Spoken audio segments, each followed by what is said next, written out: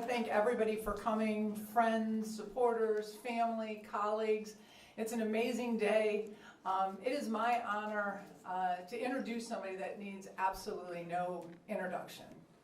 He is the longest serving governor in South Carolina's history. He is the most popular governor in South Carolina's history. Woo! Yes!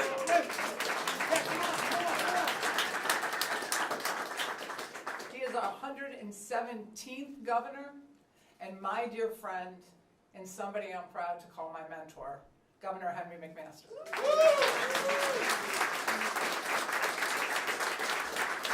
Thank you very much, and y'all might notice I brought my favorite wife, Peggy Jean. Well, big smile, girl. There you go. That's good. Y'all, I'm delighted to be here. I'm going to be very brief. I just have a few things to say. We made a good video the other day. You may have seen it. But we've got a great team, and everybody here is a part of that team. You can't get anything done without a team. You notice in football games and other athletic things, they have a team, and everybody knows what they do and knows the direction they're going in, and they're all working together, pulling in the same direction, rowing in the same direction. You can think of all the analogies.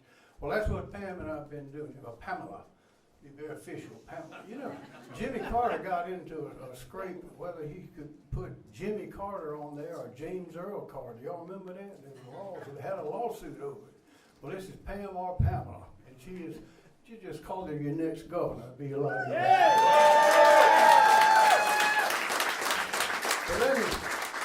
We've done a lot of things, and years ago, when I realized now I was the first one to pick the lieutenant governor, pick my running mate, and I wanted somebody who had a business background, yes, who knew some people, who was a Trump supporter, of course, and was willing to get to work and do the things necessary to make this state even greater.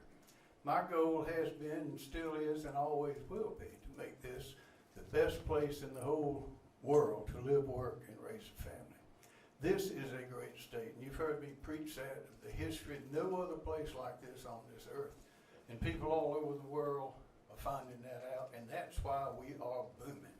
That's why businesses all over the world want to come here. Why? They want to be in this environment. You can look out the window. There's nothing like the natural environment we have. We have to protect it. But it's always the people. They say the people of this state are different from anywhere else. We're called a handshake state. I've heard executives say over and over, they say, I'd rather have your hand in mine and your word than a signed contract. Now that means something, and they don't say that everywhere. So we've got a good thing going. We are succeeding. We are winning left and right. We've had the largest tax cut in our history. We've got law enforcement officers now in every school. Just a few, can't find one yet, but we've given them the money. That's 1,283 schools. Safe because they have those law officers in there. We've raised teacher pay.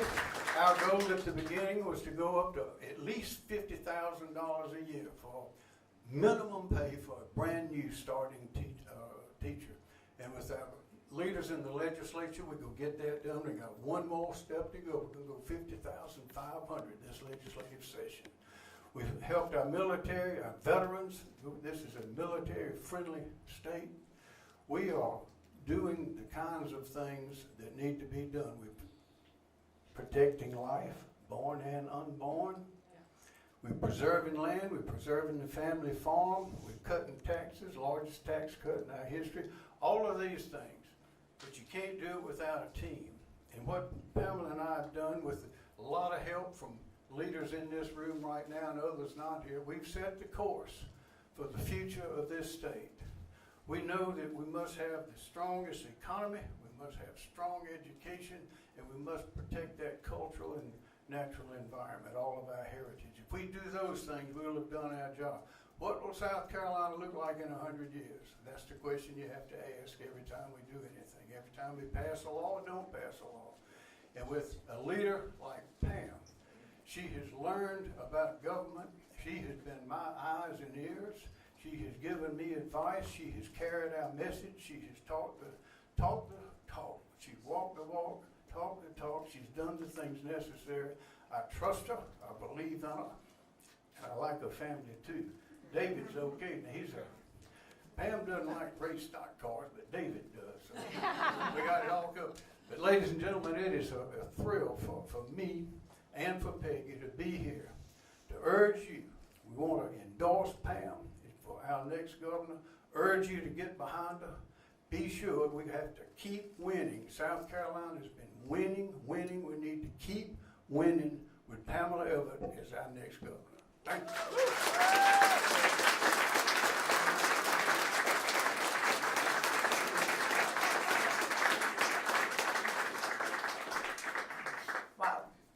Not to get teary-eyed with that kind of endorsement. And you know, it seems just like yesterday that the governor and I were standing at a podium in Greenville, and he was announcing me as his lieutenant governor. And it has been an amazing, just been an amazing 8 years. You know, I look back, we have been the conservative powerhouse of the nation, taking what is just smart ideas, common sense ideas, as the governor outlined. You know, largest tax cuts in our state's history, increasing pay for our law enforcement, which we all know is why so many people are moving to South Carolina, making sure that we raised teacher pay and kept our people safe. You know, and if you like what you saw in this first chapter, you're going to love what you see in the next chapter.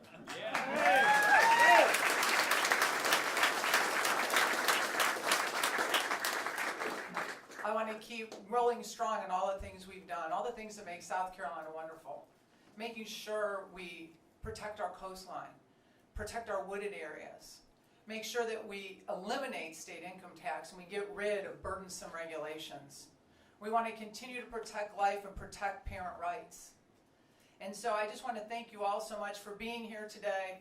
You know, it is amazing to think how you can actually take solid business principles. You know, when the governor asked me to run as his lieutenant governor, I think the first thing I asked him is, why me? I'm not a career politician. I've never been in politics. I wasn't even my high school class president. And it was endearing when he said, I want a business person. I want somebody who has signed the front paychecks. I want somebody who has been able to move the economy and work with businesses. And you know, those were all the things I said when I supported President Trump.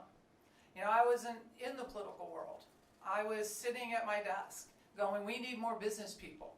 Because I'll tell you, you know, as business people, we sit around all the time and we say, why can't government run more like a business? But never once have I heard in my life business people sit around and say, wow, I wish our businesses ran more like government. And that was exactly the role Governor McMaster charted for me. I want to thank you all for being here. I want to thank you all so much for your support. June 9th is coming quick, and I plan on winning this on June 9th. So I need all of you there with me.